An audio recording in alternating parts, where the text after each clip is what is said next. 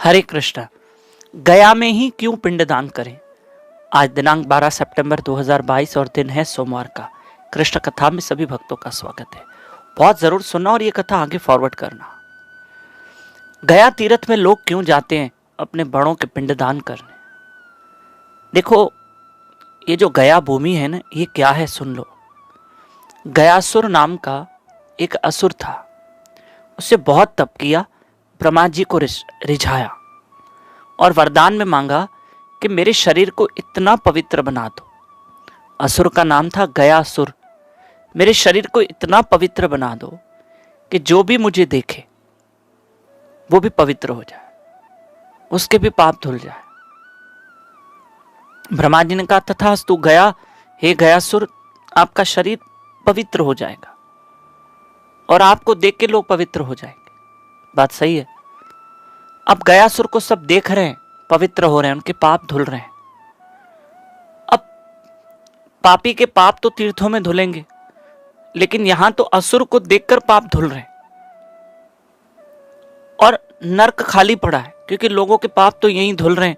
सब जाके गयासुर को देख रहे हैं, गयासुर से गले मिल रहे हैं, उनके पाप धुल रहे हैं। तो अब नर्क खाली है, सब स्वर्ग जा रहे हैं।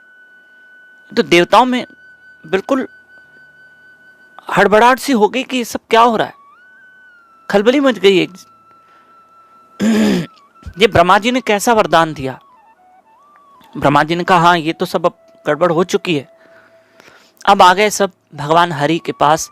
भगवान विष्णु शेषनाग पे सोए हुए।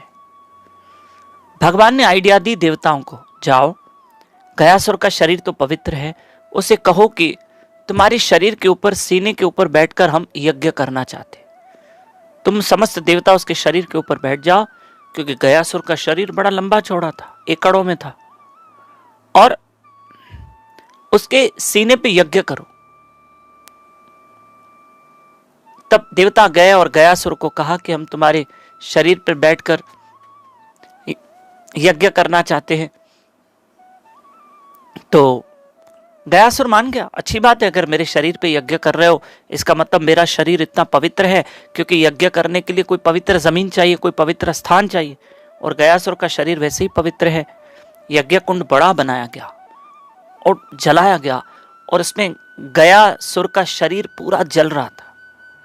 अब वो तड़प रहा था, क्योंकि आग इतनी भड़क चुकी थी। तब देवता भी हैरान हो गए कि इसके शरीर को स्थिर कैसे करें। सिंधी भावरा माताओं, अजी आई कथा बुद्ध जो, अब इसके शरीर को हम कैसे स्थिर करें? भगवान हरि को याद किया। भगवान हरि आए और उसके सीने पर अपनी गदा रख दी। गदा होती है ना जो हनुमान जी के हाथ में है, तो भगवान हरि के हाथ में भी है। सीने पे गदा रखी, उसका शरीर स्थिर हो गया, यज्ञ पूर्ण हुआ, और उसका शरीर जब तक आग में जल गया था और गयासुर मरने पे आ गया। तब भगवान खुश हो गए। गयासुर, आपने हमें यज्ञ करने दिया और आपने इतनी बड़ी कुर्बानी दी, अपना शरीर जला दिया, मांगो क्या चाहिए? कहा प्रभु देखो, अब तो मैं मर रहा हूं, लेकिन जितने दायरे में मेरा ये शरीर फैला हुआ है, वो सारी भूमि पवित्र हो जाए और लोग अपने बड़ों के श्राद्ध पिंडदान यहां करने आए और उनके पिंडों को, उनके पितरों को मोक्ष मिले। इस पूरी भूमि पे, जितनी भूमि पे मैं फैला हुआ हूं, वो भूमि पवित्र हो जाए। यहां पिंडदान करें लोग, यहां श्राद्ध करें, पितृ तर्पण करें, जो भी करें, और उनके पितरों का मोक्ष हो जाए। भगवान ने कहा तथास्तु, ऐसा ही होगा। गयासुर मर गया और भगवान ने कहा ये भूमि आपके नाम से प्रसिद्ध होगी। गयासुर के नाम से भूमि प्रसिद्ध हुई गया तीर्थ, और लोग इसलिए वहां जाते हैं क्योंकि वहां वरदान है कि जो भी अपने पिंडदान वगैरह जो भी करेगा, वहां पितरों को मोक्ष मिलेगा। इसीलिए लोग गया तीर्थ में जाते हैं। ये कथा आगे फॉरवर्ड करना।